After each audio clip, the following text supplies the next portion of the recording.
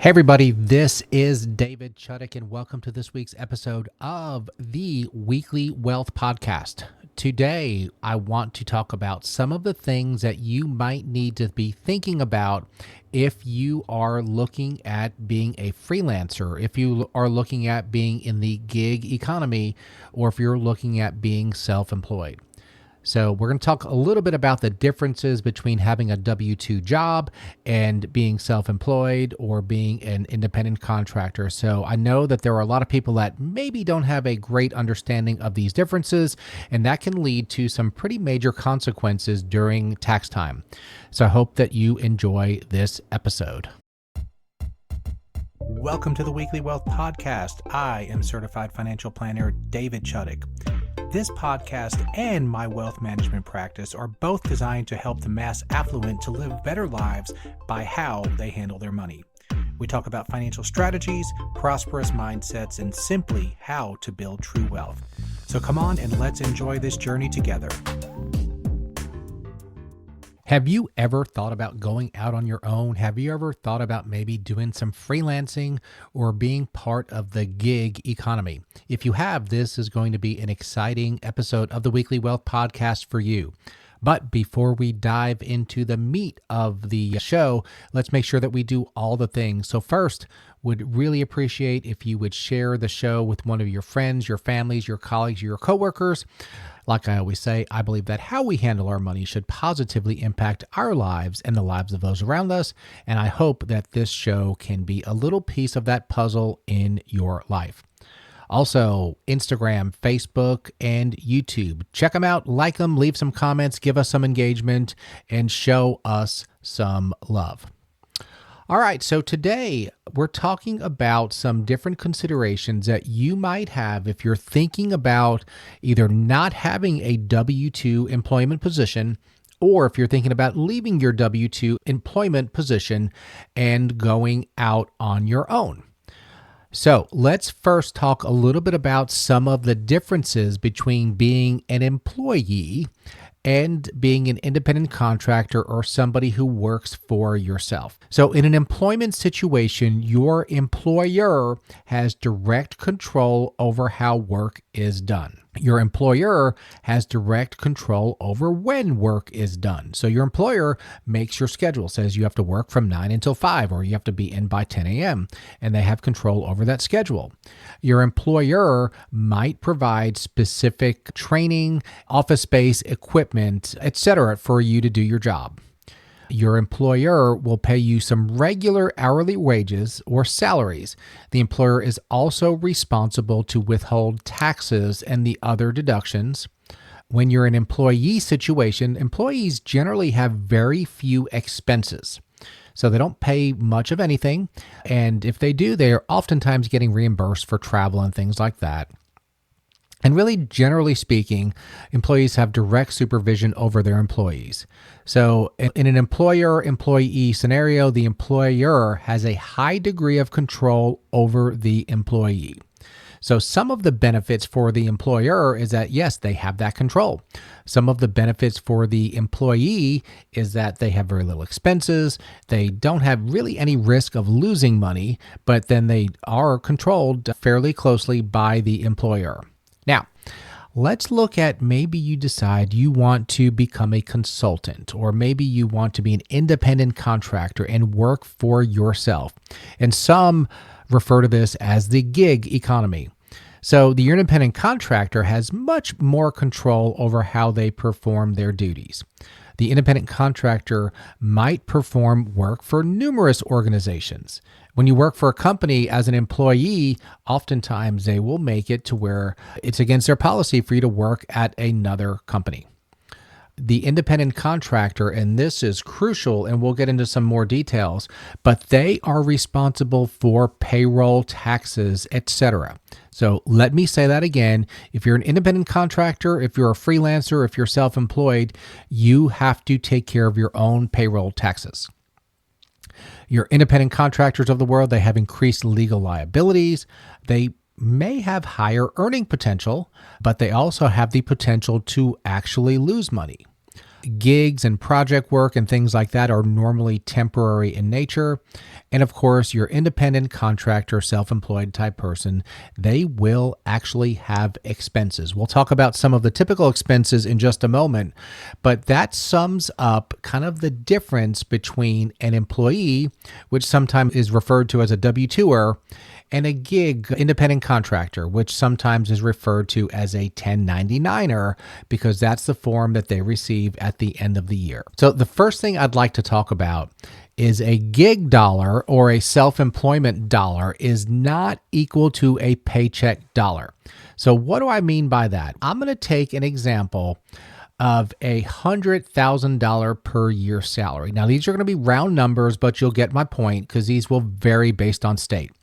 But a $100,000 salary divided by 24 paychecks would be about $41.66 per month. So if you have a $100,000 salary, your every other week paycheck should be $4,166.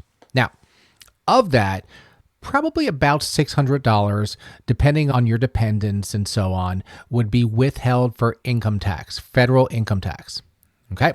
Now, you would also have $258.33 withheld for your Social Security and $60.42 withheld for Medicare. Now, of course, on both of those, the employer matches it, so they're putting in that portion for you.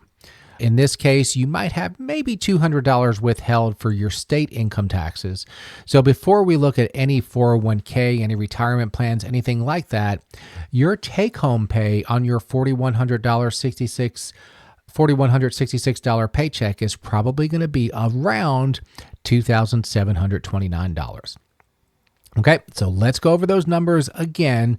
Your salary amount was about $4,166, and you're ending up taking home about $2,729. And that's before having a 401k or any voluntary benefits taken out. Now, if you are doing a project for me on a freelance basis, and if we agree that I'm going to pay you $4,166, then at the completion of that project, or based on the terms of that project, I would write you a check for $4,166. And now guess what? That's how much money you received. Now, does that mean you don't have to pay taxes on the money? No, on the contrary, you are going to need to pay taxes on that money. Does that mean that you don't have to pay Social Security and Medicare? Nope, you actually do. So these are things that you would be required to pay yourself. They're not withheld from your fees. So that is one huge difference between being an employee and being an independent contractor. So if you're not careful, you might have gotten that $4,166 check as a freelancer and you spent it all because maybe this is your first year and you didn't realize you were going to have payroll taxes. You didn't realize you were going to need to withhold federal and state taxes because you're going to get a tax bill at the end of the year. So first thing to remember is that a dollar of net paycheck is much different than a fee that you might receive as an independent contractor. So make sure that you're consulting a tax professional, but you're going to be responsible to pay the full 15.3 Social Security and Medicare via IRS website, EFTPS. Since there will be no taxes withheld from your fees, you're going to have to pay quarterly taxes. And then if you don't do these two things, you will be miserable when you file your tax return in the following year because you'll have some penalties, you'll have some fees, and you'll actually owe those taxes. Now, another thing to remember if you are an independent contractor is you can typically deduct business expenses from your gross income. So let's go back to that previous example of $4,166 that you received for completing a project. Well, you may have had some gas expense. You may have had to buy some equipment. You may have had to travel. You may have had to do advertising in order to get that job. So those are all expenses that you would talk to your tax professional about, and you can deduct those and you can have an actual lower profit.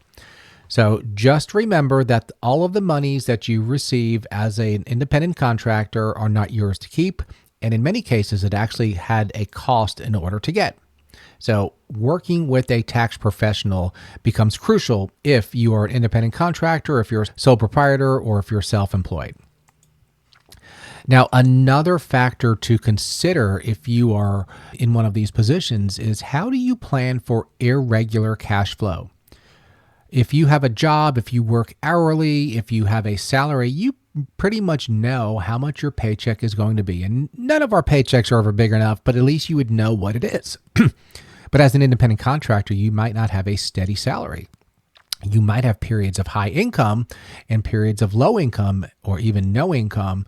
And you might even have expenses during these periods of no income. So you have to plan on how to plan for irregular cash flows as an independent contractor. This is crucial, and you need to put yourself on a pretty tight budget until you have a good idea on how much money is typically going to be coming in. Now, some other considerations and things for you to think about as a freelancer, as a self-employed person. Are you going to operate as a sole proprietor, or are you going to form a business entity, maybe an LLC or a corporation? Now, we don't have time to go through the positives and negatives of each, and this would be something, if you have a question, you can email me, david@parallelfinancial.com, or you can talk to your own accountant or attorney, but oftentimes it is in your benefit to form an entity. Who will draft and review your agreements? So now that you're on your own, you don't have a legal department of the big corporation that you work for. So you may have to end up paying an attorney to draft or review your agreements. That's an expense. That's something that you did not have to do when you were an employee. Who will handle your bookkeeping, your accounting, and your withholdings? These are things that you can do yourself, or you can hire a professional. I always err on the side of hiring a professional to make sure that these kind of things get right. Now, what about your retirement plan and your investment plan? If you were an employee of a corporation, more than likely you would have had a 401k or some sort of retirement plan available to you. Now that you're on your own, you might have to form your own plan. So you want to consult a financial advisor. You want to do some research on your own. There are some differences between simple IRAs, SEP IRAs, 401ks, things like that. But you don't want to put those decisions off, because as the clock ticks and as the years pass away, you are losing the power of compounding interest if you don't put an investing plan in place. And remember, here's a big thing. This is a legal and administrative consideration. If you're let go, if you're fired without cause from a job, oftentimes you can qualify for unemployment payments and get some income. Now, if you are a sole proprietor, or if you're an independent contractor, you are not eligible for unemployment if it doesn't work out. So this makes it crucially important for you to have an emergency fund and to be dealing well with your personal finances. Now, another factor, and we're going to talk about liability, and we're going to talk a little bit about laws, but remember, I am not an attorney. I'm giving very general information. So if you have any questions, make sure you talk to a licensed attorney in your state. But as an employee, your employer is generally responsible for your mistakes and your errors. As an independent contractor, you need to develop a risk management program.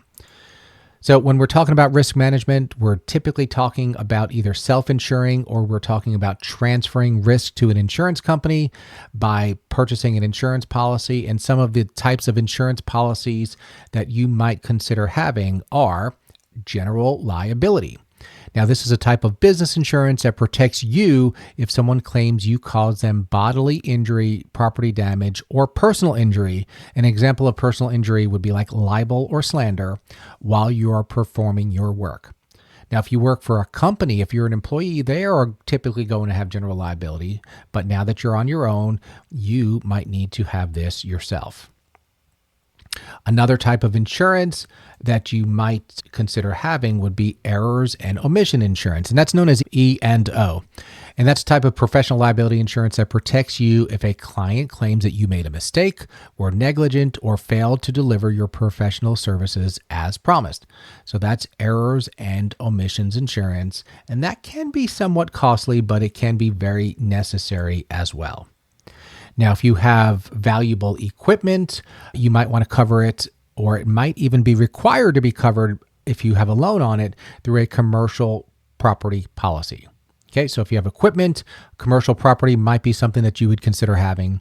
And then finally, and this one's a little bit counterintuitive, but workers' compensation, even though you might not have any employees, your client that you're performing work for might require that you have workers' compensation insurance as a condition of working for them.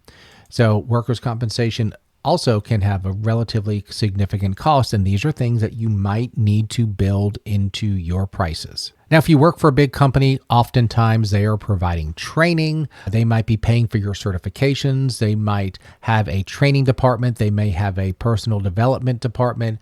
But if you are on your own, if you're an independent contractor, if you're a sole proprietor, you need to be providing these things for yourself. So if you're in a profession where there are certifications, that'll be your responsibility and that'll be your expense. And that can be a significant expense depending on who you are or where you are. In my industry, I have to pay for my continuing education and my licensing fees and things like that. And that can all add up. So make sure that you understand that you are the training department and you have to pay for the training department. And that's part of being out on your own. And that's part of the risk that we take. So let me give you some closing thoughts. Make sure that you're developing a good relationship with a tax professional or CPA. These are things when you're looking at how to handle your commissions, how to handle your 1099 payments. They really need to be done right, and there are a lot of mistakes that can be made. Let's make sure that we're setting aside tax payments from each source of revenue. So every time you're getting some money coming in, let's put some of that away for taxes. Let's make sure that we are building an emergency fund, both for the business and personally. Just because you completed a project for a client doesn't mean that you're getting paid for it tomorrow. You may have to wait a little while before getting paid. And guess what? Sometimes clients don't pay their bills. That's just part of being in business. So sometimes you'll do work and not get paid for it. And that's why you need an emergency fund so that you can still pay your personal expenses if that happens. Let's make very sure that we are building a personal budget and let's live below our means until our profit is very high. So again, cash flows might be uneven, and let's make sure that we're living below our means and living on a fairly strict spending plan until we have a regular stream of profit. Now, let's make a mental distinction between revenue and profit. So going back to our example of that $4,166 check that we received as a freelancer, that is revenue. That is not profit. You may have had to purchase equipment. You may have had expenses associated with that. So when you take your income minus your expenses, that equals profit. So let's make a mental distinction between revenue and profit. Sometimes a job that brings in more revenue may not bring in as much profit as a job that brought in less revenue. So let's get profit on the forefront as much as possible. Let's make sure to build our networks. So your net worth is your network. It's who you know and who knows you that can help you to get into doors that you might not be able to get in on your own. And then finally, when you're in a self-employed type scenario, you really have to have like that failure is not an option attitude. You have to say, I am just going to have to figure out how to get it done because I don't have a salary. I don't have a guaranteed hourly wage. So I need to just figure out how to solve the problems that I need to solve and just make it work. What do you think? Would you rather have a guaranteed salary or would you rather have unlimited upside earning potential, but also have expenses and have the risk that at times you might not have a lot of cash flow coming in? This is a fascinating psychological study, and it's interesting to see different people's perspective on that scenario. Now, as you know, I love the business owners, and what we've in essence been talking about is the beginning stages of business ownership. If you are a business owner, make sure that you're emailing me or make sure that you're going to my website, my exit planning website, www.allofmyassets.com, and take the Value Builder questionnaire. It'll give you a range of value of what your business might sell for, and it can help you to understand some of the areas that you can improve so that your business will become more sellable. And even if you don't plan on selling your business right now, a sellable business is a more profitable business and a more fun business to run. So you will simply have an easier life today. All right, everybody. So don't forget to check out our social media. Let me know if you have any questions. Email me, David, at parallelfinancial.com. And until next episode, I wish everyone a blessed week. Thanks, everybody. The information contained herein, including but not limited to research, market valuations, calculations, estimates, and other material obtained from Parallel Financial and other sources, are believed to be reliable. However, Parallel Financial does not warrant its accuracy or completeness. The materials are provided for informational purposes only. It should not be used or construed as an offer to sell or a solicitation of an offer to buy any security. Past performance is not indicative of future results.